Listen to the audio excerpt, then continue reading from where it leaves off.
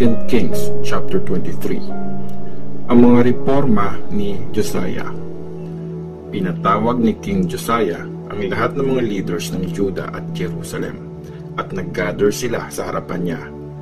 Umakyat ang hari sa temple ni Lord kasama ang lahat ng taga-Judah at taga-Jerusalem, mga priest, mga prophet at lahat ng tao, mayaman man o mahirap. Sa harapan ng lahat, binasa ni Josiah ng malakas ang lahat ng nakasulat sa libro ng kasunduan na natagpuan sa temple ni Lord. Pagkatapos, tumayo ang hari sa tabi ng haligi at gumawa ng kasunduan kay Lord na mamumuhay siya ayon sa kalooban ni Lord at susunod ng buong puso at buong kaluluwa sa mga commandments, sa mga patotoo at sa mga utos niya para tuparin ang pinapagawa ng kasunduan na nakasulat sa libro. Nakiisa ang lahat ng tao sa kasunduan na yon. Inutusan ng hari ang high priest na si Hilkiah, ang mga assistant priest at ang mga priest na nagbabantay sa entrance ng temple na ilabas sa temple ni Lord ang lahat ng gamit sa pag-worship kina Baal, Asherah at sa mga nakikita sa langit. Sinunog ni Josiah ang mga ito sa labas ng Jerusalem, sa bukid ng Kidron, at dinala ang mga abo sa Bethel. Tinanggal niya ang mga priest na inassign ng mga naunang hari ng Judah para magsunog ng insenso sa mga altar sa matataas na lugar, sa mga cities ng Judah at sa palibot ng Jerusalem. Ganon din ang ginawa sa mga priest na nagsunog ng insenso para kay Baal, sa araw, sa buwan, sa mga stars, at sa lahat ng mga nakikita sa kalangitan.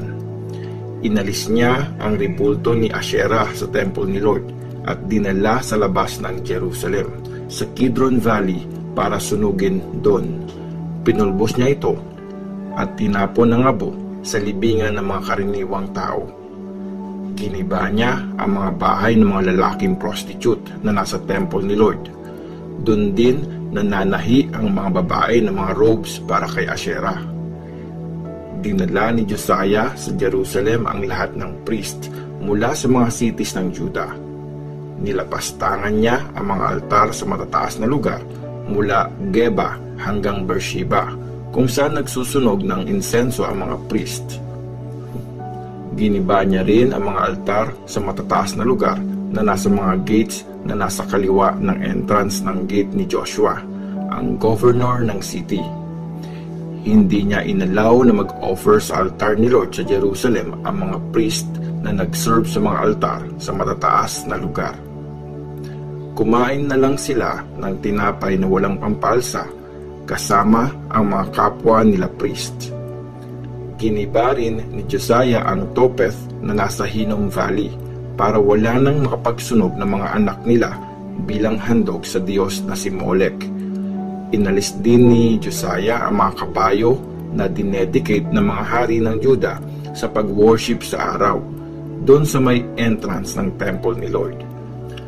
Ang mga ito ay nasa may kwarto ng high official na si Nathan Melech na nasa loob ng courtyard ang mga ito. Sinunog din ni Josiah ang mga karwahe na ginagamit sa pagsamba sa araw. Giniba rin niya ang mga altar na pinagawa ng mga hari ng Judah sa bubong ng kwarto ni Ahaz sa itaas, pati ang mga altar na pinagawa ni Manase doon sa dalawang courtyard sa temple ni Lord. Pinagdudurog ito ni Josiah at tinapon sa Kidron Valley. Sinira din niya ang mga altar sa matataas na lugar sa east ng Jerusalem, sa gawing south ng Mount of Olives. Pinatayo ni King Solomon ng Israel ang mga sambahang ito para sa mga nakakasuklam na Diyos-Diyosan na sina Astarte na Diyos ng mga taga-Sidon, Chemosh na Diyos ng Moab, at Milcom na Diyos ng mga taga-Amon. Pinagdudurog ng hari ang mga haligi at pinagpuputol ang mga ribulto ni Asherah. Tinambakan ng mga buto ng tao ang mga lugar na dating kinatatayuan ng mga haliging ito. Tinanggal niya rin ang altar sa Bethel, ang altar sa mataas na lugar na pinatayo ni King Jeroboam na anak ni Nebat, na naging dahilan kaya nagkasala ang Israel. Dinurog niya at sinunog ang mga ito, pati na ang rebulto ni Asherah. Nung makita ni Josiah ang libingan sa bundok, pinahukay niya ang mga kalansay doon at pinasunog sa altar para bastusin ito. Sa ginawa niyang ito, nangyari ang sinabi ni Lord na prinoclaim ng prophet nung nakatayo si Jeroboam sa may altar at nag-celebrate sila ng piyesta. Tumingin si Josiah sa paligid at nakita niya ang libingan ng prophet na nag-prophesy nito. Sinabi ni Josiah, "Kaninong puntod yung nakikita ko?" Sumagot ang mga taga roon, "Puntod po yan ng prophet na mula sa Judah. Siya po ang nag-prophesy ng mga bagay na ginawa mo laban sa altar sa Bethel." Sinabi ni Josiah, "Huwag niyong galawin ang puntod na yan. Huwag niyong gagalawin ang mga buto niya." Kaya di ginalaw ang mga buto ng prophet, pati ang mga buto ng prophet na galing sa Samaria. Tinanggal din ni Josiah ang lahat ng altar sa matataas na lugar sa mga bayan ng Samaria na pinatayo ng mga ahari ng Israel at naging rason kaya nagalit si Lord. Ginawa niya rin sa mga ito yung ginawa niya sa mga altar sa Bethel. Pinatay ng hari ang lahat ng mga priest na nagsiserve sa mga altar sa matataas na lugar at sinunog ang mga buto ng tao sa mga altar. Tapos bumalik siya sa Jerusalem. Nag-celebrate ng Passover si Josiah. Inutusan ni King Josiah ang lahat ng tao, "I-celebrate nyo ang Passover para kay Lord na Diyos nyo, gaya ng nakasulat sa libro ng kasunduan." Hindi pa nasa-celebrate ng ganito ang Passover mula pa nung time ng mga judges na namuno sa Israel o nung time ng mga hari ng Israel at Judah. Pero sa ika-18 na taon ng paghahari ni Josiah, pinagdiwang sa Jerusalem ang Passover para kay Lord. Iba pang reforma na ginawa ni Josiah. Pinaalis din ni Josiah ang mga manghula, mga taong kumakausap ng mga patay, mga Diyos-Diyosan, at lahat ng mga karumal-dumal na mga bagay na makikita sa lupain ng Judah at sa Jerusalem. Ginawa niya ito para matupad ang mga batas na nakasulat sa libro na natagpuan ng high priest na si Hilkiah sa temple ni Lord. Wala ni isa sa mga nauna o sumunod na mga hari ang naging katulad ni Josiah na sumunod sa utos ni Lord ng buong puso, kaluluwa at lakas ayon sa law ni Moses. Pero hindi pa rin nagbago ang matinding galit ni Lord sa Judah dahil sa mga kasamaang ginawa ni Manase. Sinabi ni Lord, "Itataboy ko ang Judah gaya ng ginawa ko sa Israel. I-reject ko ang Jerusalem, ang city na pinili ko, pati na ang temple na sinabi kong lugar kung saan i-worship ang pangalan ko." Ang katapusan ng paghahari ni Josiah. Nakasulat sa libro ng history ng mga hari ng Judah ang iba pang pangyayari tungkol kay Josiah at ang lahat ng ginawa niya.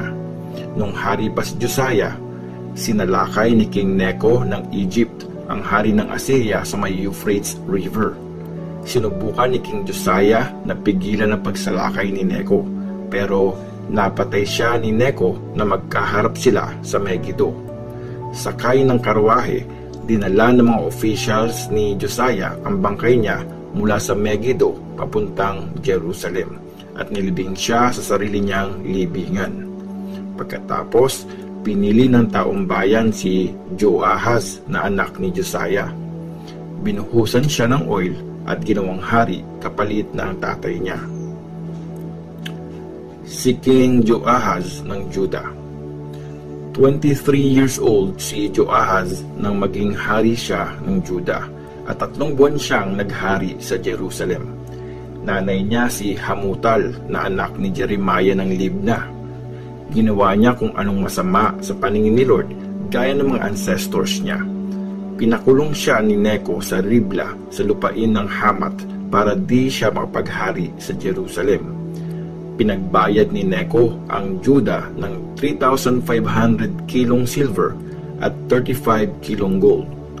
Nilagay ni Necho sa Eliakim na anak ni Josiah bilang hari kapalit ng tatay niya, at ginawang Jehoiakim ang pangalan niya. Pero binihag niya si Joahaz at dinala sa Egypt, kung saan ito namatay. Si King Jehoiakim ng Juda. Nagbayad si Jehoiakim ng silver at gold kay King Necho ng Egypt, pero siningil niya ng tax ang mga taga-Juda para mabayaran ang demand ng hari ng Egypt. Kinuha niya ang silver at gold mula sa taong bayan ayon sa halagang dapat ibayad sa hari. 25 years old si Jehoiakim nung maging hari siya sa Juda, at 11 years siyang naghari sa Jerusalem. Nanay niya si Zebidah na anak ni Pedaya ng Ruma. Ginawa niya kung anong masama sa paningin ni Lord gaya ng mga ancestors niya.